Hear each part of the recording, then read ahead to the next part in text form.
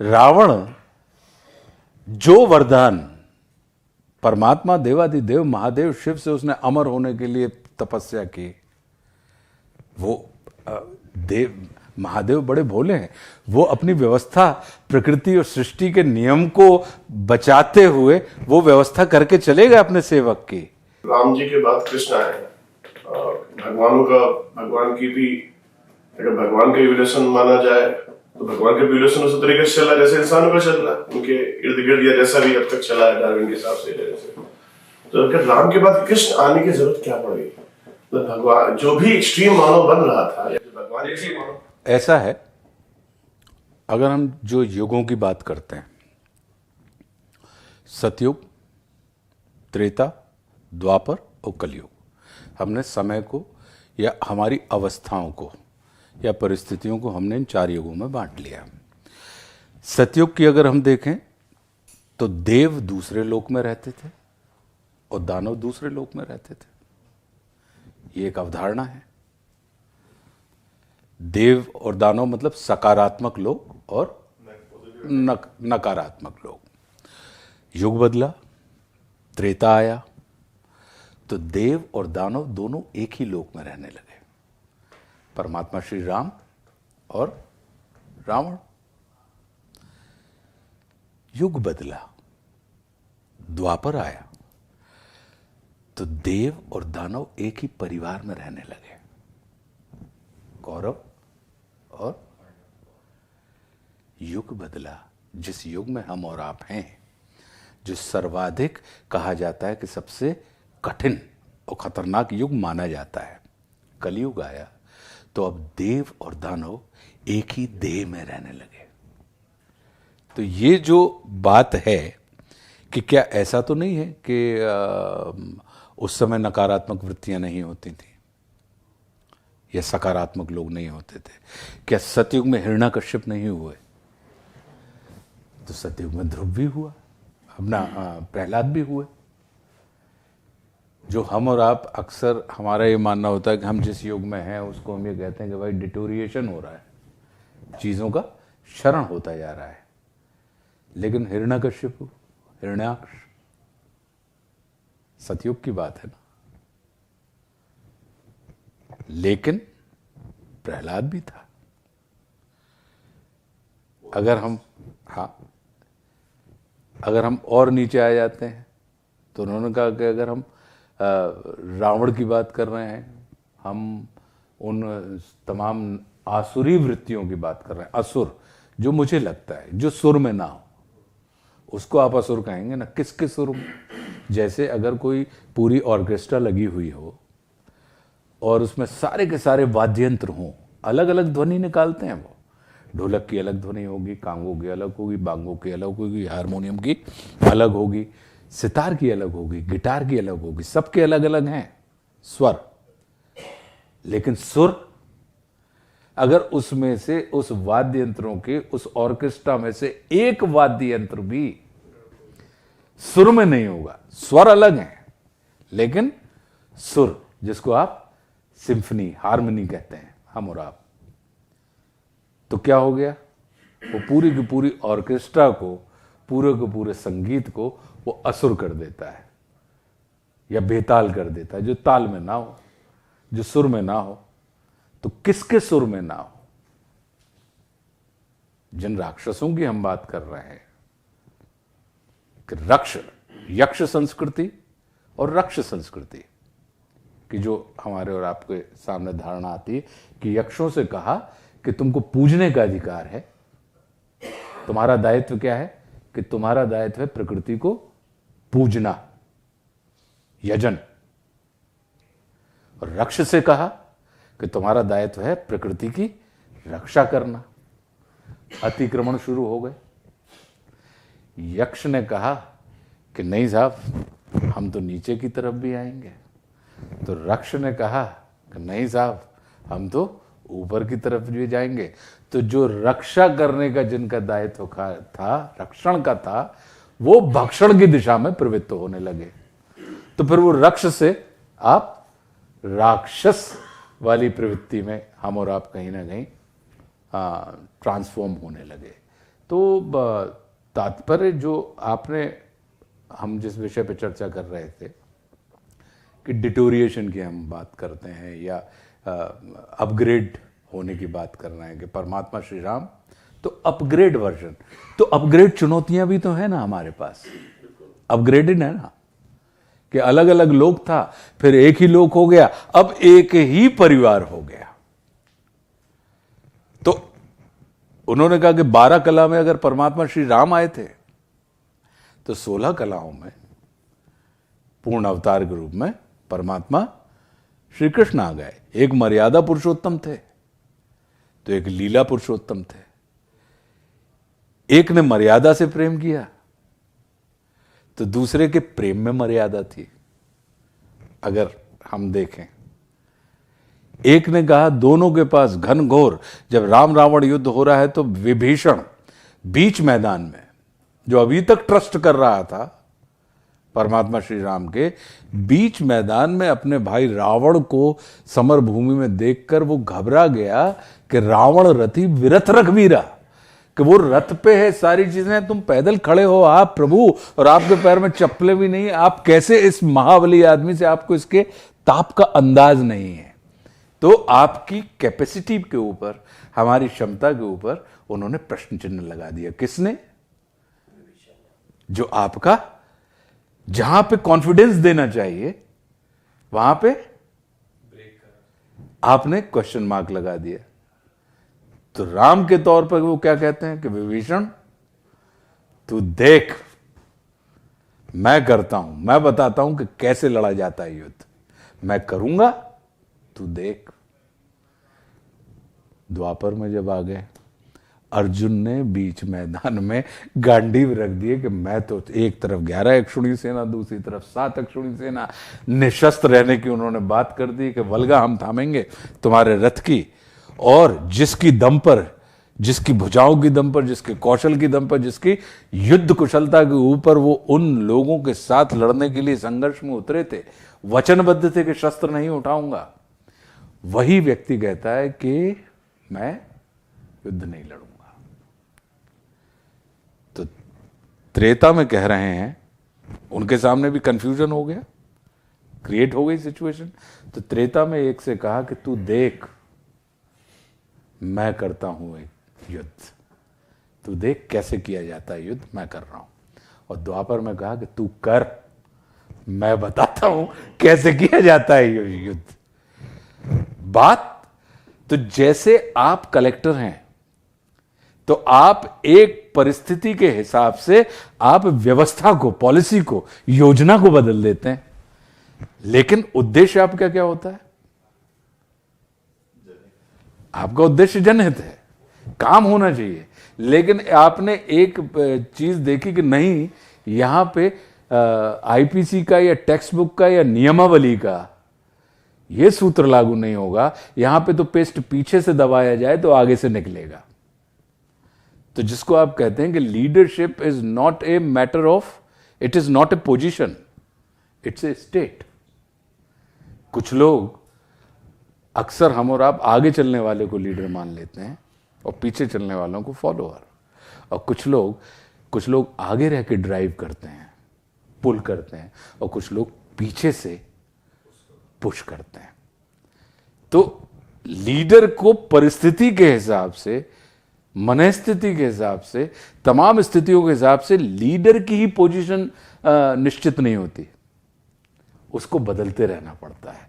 और जो बदलते रहने में सक्षम हो उसी को कभी आपको पुल करना पड़ेगा, किसी को कभी आपको पुश करना पड़ेगा।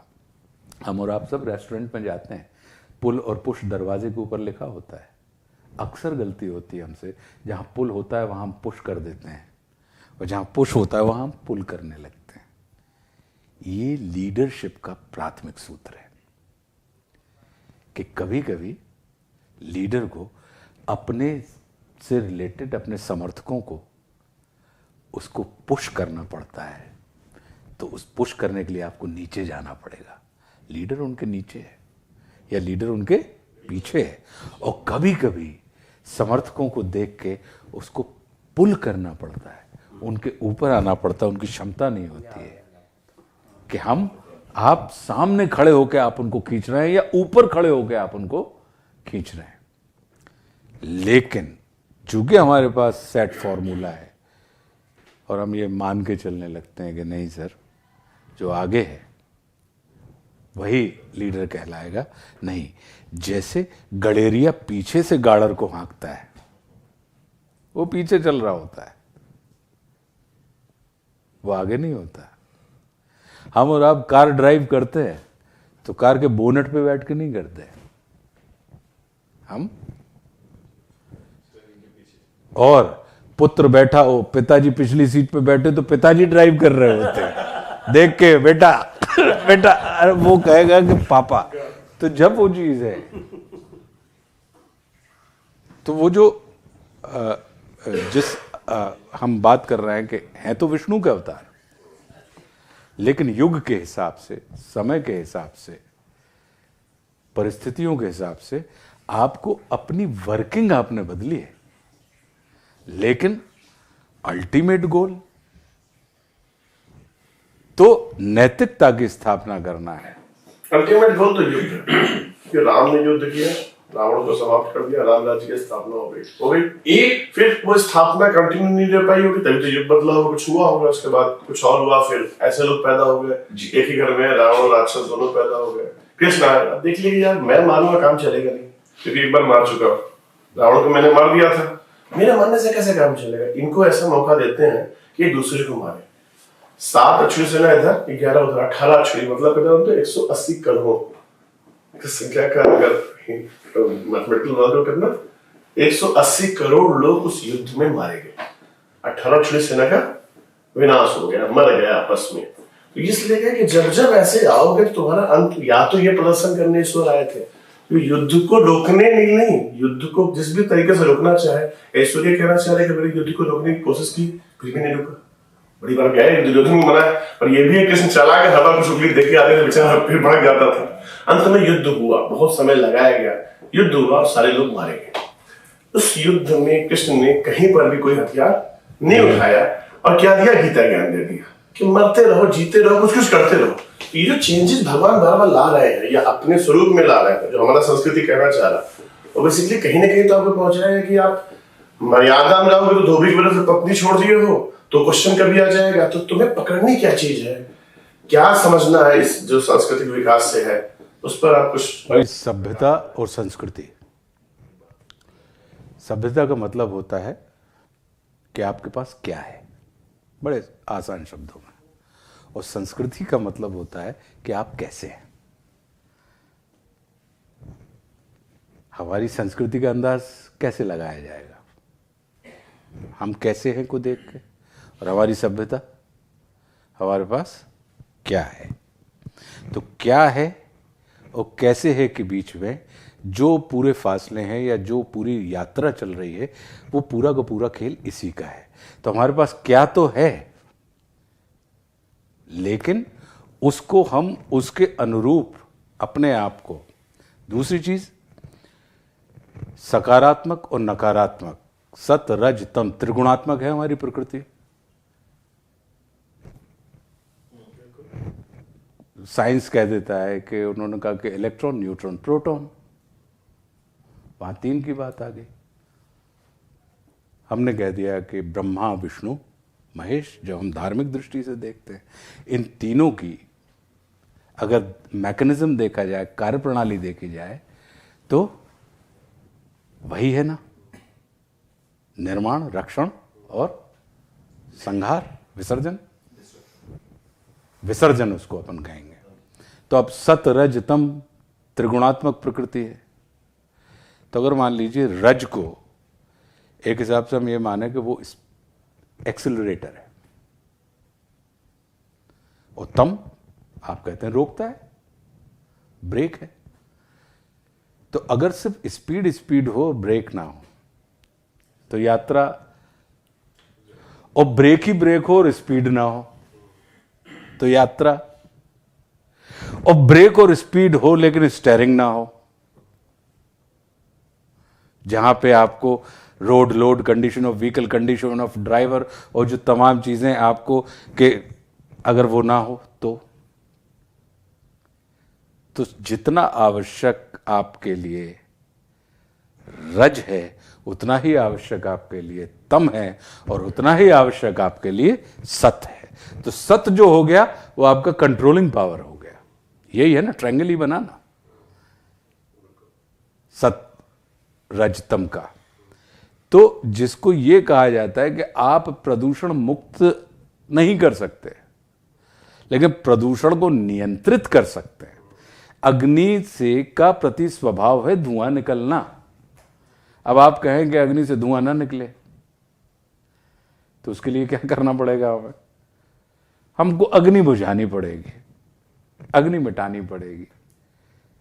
लेकिन उस प्रदूषण को हम समाप्त नहीं कर सकते, लेकिन उसको हम नियंत्रण कर सकते हैं। तो ये जो तमाम जितनी भी मान्यताएं जिनको हम कहते हैं, सीमाएं, वर्जनाएं, हमेशा हमारे और आपके विध्वंस का या हमारी और आपकी क्षमता को कम करने के लिए नहीं होती।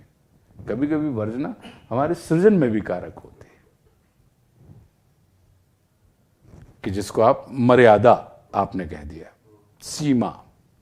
तो अगर आपको असीम भी होना है तो आपको एक निश्चित सीमा तक तो जाना पड़ेगा ना, जितनी सीमा आपको अपनी आंख से दिखाई दे रही है। जब आप उस सीमा तक पहुंचते तो आपको एक नया होराइजन आपको आगे आके फिर मिलता है।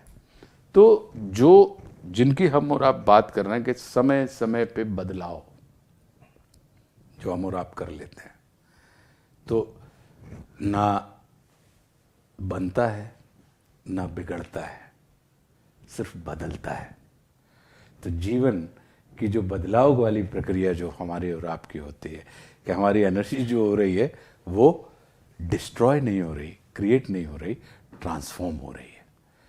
तो उसके अलग अलग रूप, जैसे लाइटें हैं, पहले उन्होंने कहा कि बल्ब आए, बड़े बड़े बल्ब होते थे, धीरे धीरे आज की तारीख में उन्होंने कहा भैया एलईडीज आ गई, हेलोजन पहले गर्म होती। तो प्रकाश की मात्रा आपको मिल गई, आप रूप बदलते चले गए। लेकिन जो हमको और आपको क्या चाहिए था? अगर हम ये कहें कि सब दिया जो होता है, जिसको हम कहते हैं कि वो मिटाने आए और अधर्म को मिटा के चले गए, क्या दीपक अगर किसी अंधेरे कमरे में जल जाए तो वो अंधकार को मिटा देता है? आप ध्यान से देखिएगा, वो अंधकार को मिटाता नहीं है, अंधकार सिमट के उसकी जड़ में आ जाता है। वो अपने साथ, आपसे ये कहा जाए कि साहब जो सत्व है, जो ग्रहण योग है, वो क्या हो गया? अर्थ। और जिसको त्याग किया जाए वो हो गया व्यर्थ। अब किसी केले की दुकान पे आप चले जाइए, उससे कहें कि तू मुझे अर्थ दे, तो कहेगा कि हुजूर अगर आपको अर्थ चाहिए तो उसके साथ आपको व्यर्थ लेना पड़ेगा। अभी हमारे आपके बुद्धि विवेक के ऊपर निर्भर करता है कि हम व्यर्थ निकाल के अर्थ ग्रहण कर लें या अर्थ को फेंक के व्यर्थ को ग्रहण कर लें। लेकिन आप उसमें अर्थ और साथ में व्यर्थ के खोल की जरूरत होती है। अगर आपने पूरा अर्थ ले लिया तो वो आपके हाथ गंदे कर देगा। तो आपके हाथ भी गंदे ना हो और आप अर्थ को ग्रहण भी कर सकें, तो व्यर्थ की जो खोल होती है, जो विवेकवान लोग होते हैं, बुद्धिमान लोग होते हैं, वो क्या करते हैं कि व्यर्थ की खोल से उसको निकालते जाते हैं, उससे होल्ड करे रहते हैं, और वो व्यर्थ अर्थ को प्रोटेक्ट किए हुए। और जब आप पूरा छिलका फेंकेंगे तो आप देखेंगे कि वो व्यर्थ थोड़ा सा अर्थ अपने साथ ले ही जाता है। तो जिसको ये कहा जाए उसमें थोड़ा सा अर्थ अपने साथ जाएगा ही जाएगा। तो परमात्मा हमको और आपको वो किसी के मतलब जो मुझे लगता है कि नष्ट करने नहीं, वो सिर्फ हमको जागृत करने आए कि अगर तुम सकार की कद्र करते हो तो तुमको नकार की भी कद्र करनी चाहिए। मतलब एक्सेप्ट, एप्रिशिएट एंड एक्नॉलेज करो, स्वीकार करो, उसकी प्रशंसा करो, स्तुति करो, उसको देखो, एक्नॉलेज करो, उसको पहचानो। अक्सर होता क्या है, हम और आप इसको ऐसे लें कि मान लीजिए दूध में मक्खन होता है, क्या वो हमें नंगी आंख से दिखाई देता है? नहीं, देखो मक्खन तो है साहब दूध में, मतलब निराकार है, ठीक है। तो अब दूध में से मक्खन करने की चाहे अगर हम चाहते हैं तो हमें क्या करना पड़ेगा साहब? हम उस दूध में थोड़ा सा विकार डालेंगे। जब आप उसमें विकार डालते हैं तो वो फट जाता है, दही बन जाता है, और दही को जब आप विलोते हैं तो उसमें से जो उसका सत्व है, मक्खन जो उसका मूल है, जिसके कारण उसको हम और आप अमृत कहते हैं, वो निकल के आ जाता है। तो आपको विकार विकार को स्वीकार करके ही निराकार को आप साकार कर सकते हैं। जो निराकार है, निराकार मक्खन है, उसको अगर साकार करना है तो विकार को स्वीकार करके, अब ये हमारे और आपके बुद्धि विवेक के ऊपर है। तो परमात्मा जो मुझे लग रहा है कि हमारे जितने भी बुजुर्ग हुए हैं, परमात्मा श्री राम, परमात्मा श्री कृष्ण, बुद्ध, महावीर या और संत जो हमारे गुरु नानक देव, कबीरदास जी, संत रैदास जी, तुलसीदास जी, ये जो लोग आते चले गए और निरंतर आते रहते हैं, वो हमको और आपको स्वीकार की भाषा सिखाते हैं, वो तिरस्कार की भाषा नहीं सिखाते।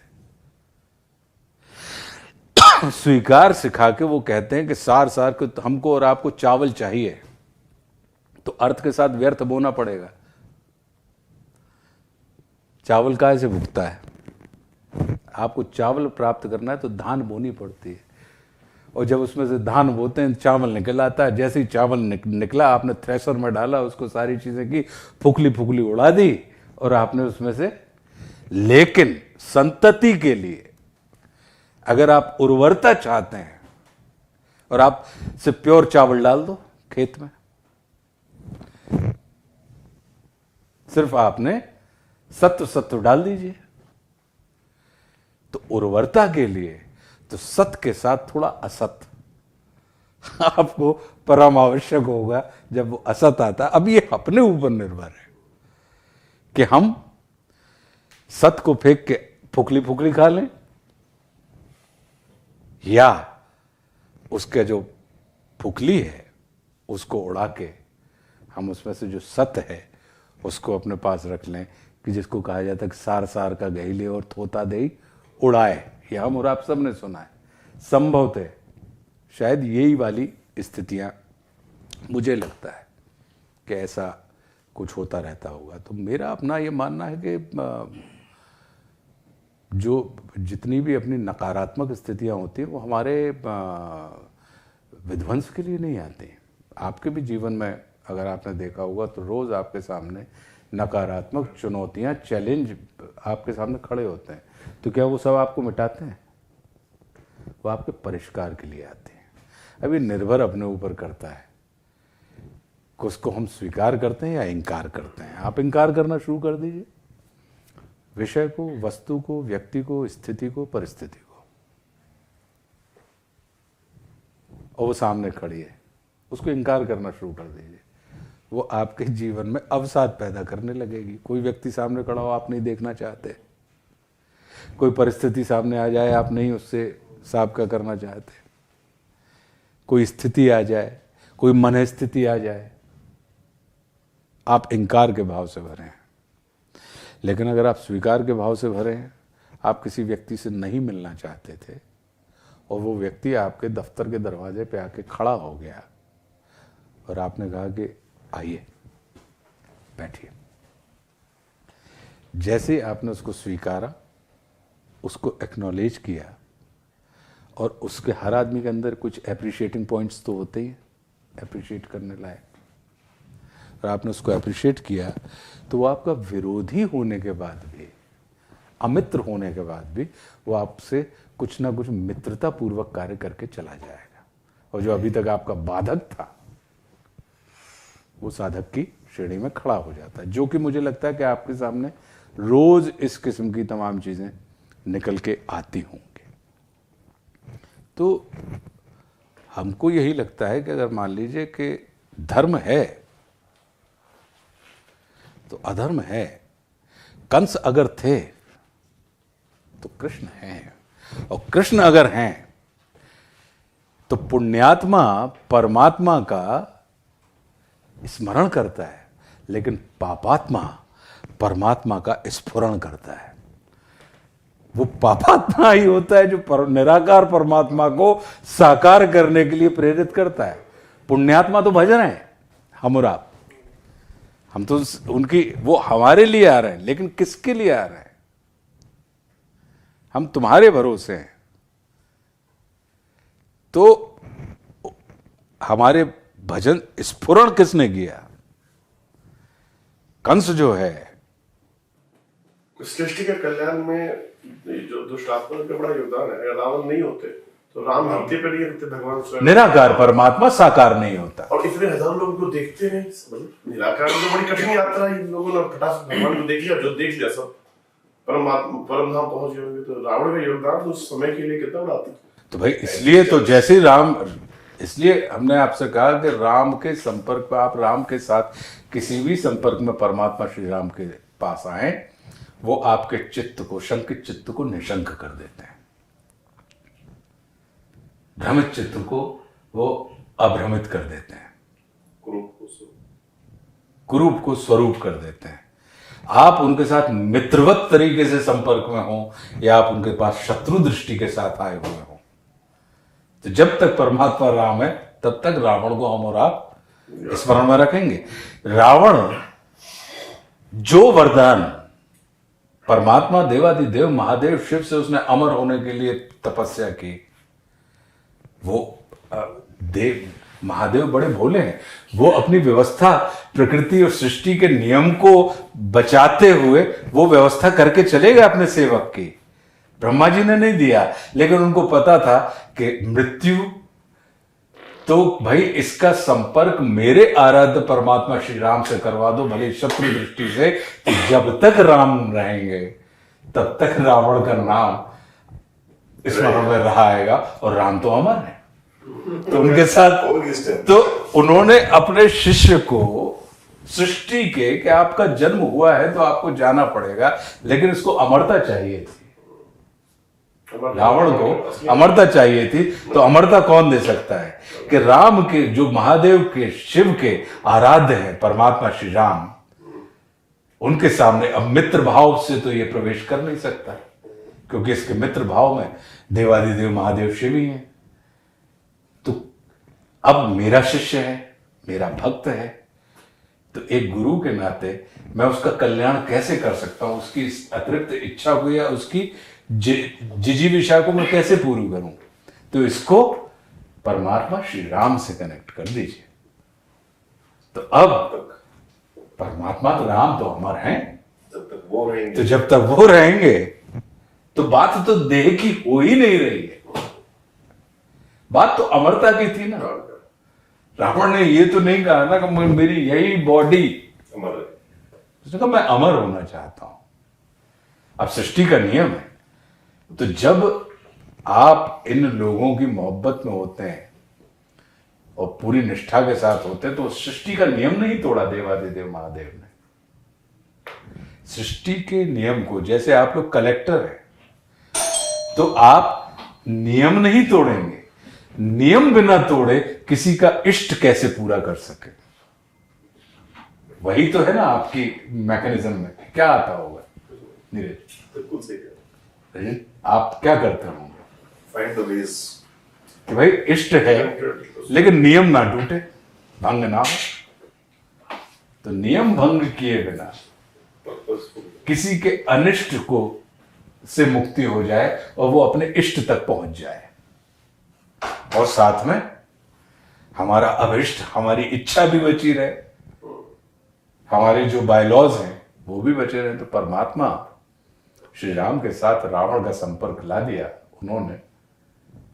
तो अब जब तक इस जगत में उनकी कथाएं, उनकी चर्चा, उनका चिंतन, जब तक अगर चित्त में परमात्मा श्री राम हैं, तो किसी कोने में जैसे असत छिपके रावण बैठा रहता है, तो किसी कोने में जब परमात्मा श्री राम की चर्चा कर रहे होते हैं तो कोने में उन्होंने उसको भी स्थान दे दिया। और वो हमारे और आपकी चर्चा में आए। हम कलयुग में बैठ के त्रेता युग के रावण की बात कर रहे हैं ना, तो अमर हो गए नहीं। हम और आपकी कितने दिनों, कौन कितने लोग दास्तान करते हैं, कहानियां सुनाते हैं हमारी और आपकी। और जबकि हमने और आपने, हो सकता है उन्होंने कहा कि 50 फिल्म कर ली हो, 100 फिल्म कर ली हो, ये हो गया वो हो गया, अरे नहीं साहब इन्होंने तो मतलब पूरी ब्रह्मांड जीत लिए और इतने शतक मार दिए, और नहीं साहब ये तो इतने बड़े लीडर हैं। लेकिन कौन हमारी आपकी दास्तान सुना रहा है? कोई नहीं सुना रहा है। तो वो जो स्थिति है, तो उन्होंने कहा कि अच्छा अमर होना चाहते हो, मैं रास्ता निकालता हूं। कैसे निकालता हूं? आइए। परमात्मा श्री राम आए। अब मित्र होते तो क्या होता? मित्र होते तो हल्कापन ले जाता, अब क्या होता? कृष्ण सुदामा जैसे सुदामा जैसे रह जाते हैं छोटे, कभी कभी याद होते। कभी यार वो भी जब गरीब। तो हमने तुमको कि तुम्हारी भक्ति, तुम्हारी निष्ठा या तुम्हारी जिद या तुम्हारी जो महत्वाकांक्षा है वो इतनी प्रबल हो गई, और तुमने इतना जगत में त्राही त्राही मचाई कि ये जो पुण्यात्माएं थी इन्होंने इतनी जोर से गुहार लगाई कि उस निराकार परम ब्रह्म को साकार की बिरादरी में, साकार रूप रहते हुए मनुष्य की बिरादरी में आके खड़े होना पड़ा। तो हमको इन आंखों से, इन कानों से उनके दर्शन हो रहे हैं, अन्यथा निराकार। अब बिजली कैसी होती है? आदमी कहेगा बल्ब देख लो, लेकिन बिजली बताओ। आप इक्विपमेंट बता रहे हैं। तो जो निराकार को हमने एक साकार स्वरूप में आपके सामने लाके खड़ा कर दिया, तो वो जो चीज है, तो मेरा यही मानना है कि जितनी भी वो अधर्म समाप्ति की बात नहीं है, अधर्म को समझने की बात है। और अधर्म को समझा तो ऑटोमेटिक समाप्त हो जाएगा। और हम और आप क्या समझते हैं? हमने कहा कि साहब समाप्त मतलब जो दिख नहीं रहा, दिखना ना दिखे का मतलब ये नहीं होता कि वो नहीं है। एक वृक्ष से, जिस वृक्ष से जो पेड़ निकलता है, जिन जड़ों से, वो पेड़ अपनी जड़ों को नहीं देख पाता, तो क्या वो जड़ें नहीं है? और वो जड़ जिससे वो वृक्ष निकला है, वो अपने वृक्ष को नहीं देख पाता, तो क्या वो वृक्ष नहीं है? तो जो दिखाई नहीं दे रहा, दिखाई ना देने का मतलब ना होना नहीं है। तो उन्होंने क्या कहा कि अधर्म को समाप्त नहीं, अधर्म को समझो। जैसे ही तुमने समझा, समझते साथ ही वो समाप्त हो गया। रावण को समझाना, कंस को समझाना, दुर्योधन को समझा, शिशुपाल को समझा, दंतवक्र को समझा, जरासंध को समझा, तभी तो समाधान हो पाए ना, समाप्त हो पाए कि क्या नहीं करना है, सब कुछ होते हुए भी, सारी की सारी। तो उस दिशा में तुम बढ़े कि तुमको शिव से तो चाहिए था, लेकिन तुमको शिव नहीं चाहिए थे। रावण को शिव से चाहिए था और राम को शिव चाहिए थे। अंतर इतना है। तो शिव से चाहिए और शिव चाहिए की जो बात है, आपको मुझसे चाहिए या मैं चाहिए, तो जो मुझसे चाहिए है उसमें आवश्यक नहीं है कि मैं हूं, लेकिन मैं चाहिए तो फिर मेरे पास जो कुछ भी है वो सब कुछ। तो इसलिए जब द्वापर युग में आए तो उन्होंने कहा कि एक तरफ नारायणी सेना रख दी कन्हैयालाल जी ने, और एक तरफ कह दिया कि मैं अकेला निशस्त्र हूं, अर्जुन और दुर्योधन, ये डिवीजन है मेरा। ये कैसा बंटवारा, कमाल का बंटवारा है कि एक तरफ मेरे द्वारा प्रशिक्षित मेरी सर्व संहारक नारायणी सेना है और दूसरी तरफ मैं स्वयं नारायण हूं, लेकिन मैं निशस्त्र रहूंगा, युद्ध नहीं करूंगा। तो दुर्योधन को कृष्ण से चाहिए था और अर्जुन को कृष्ण चाहिए थे। तो पूरा खेल, तो जो कृष्ण से चाहिए था वो सब कुछ समाप्त हो गया, लेकिन जिसको कृष्ण चाहिए थे उसके पास, तो वो जो मेरा अपना मानना है कि सत असत और रज, मतलब सत असत की बात करते हैं, सत रज तम की अपन जो बात करते हैं, इलेक्ट्रॉन न्यूट्रॉन प्रोटॉन की बात अपन जो करते हैं, तो सकार वृत्ति नकार वृत्ति की बात करते हैं। तो अब देवादिदेव महादेव हैं क्या कि उनको देव भी उनको पूजते थे, तभी तो देवादिदेव, और दानव भी में भी वो उतने ही लोकप्रिय थे, पूजनीय थे, उनके पास सब आए। तो सकार और नकार की सम्मिलित ध्वनि ही ओमकार है, एक शाश्वत ध्वनि। ओमकार को हम शाश्वत ध्वनि कहते हैं ना, तो क्या अकेली सकार की ध्वनि है? सकार और नकार की सम्मिलित ध्वनि ही ओमकार है। इसलिए महादेव शिव की जो ध्वनि है वो ओम, जिसको हम और आप कहते हैं। परमात्मा विष्णु के देव और दैत्य दोनों इस तादाद में भक्त रहे हों, लेकिन महादेव के तो देव भी उतनी तादाद में और दैत्य भी उतनी ही तादाद में और बैठे हैं अपने। और तभी तो कह ही रहे ना कि अपन शिव समान दाता नहीं, विपद निवारण हार और लज्जा मोरी राखी नंदी के असवार। नंदी मतलब डूणा बैल पे चढ़े हैं।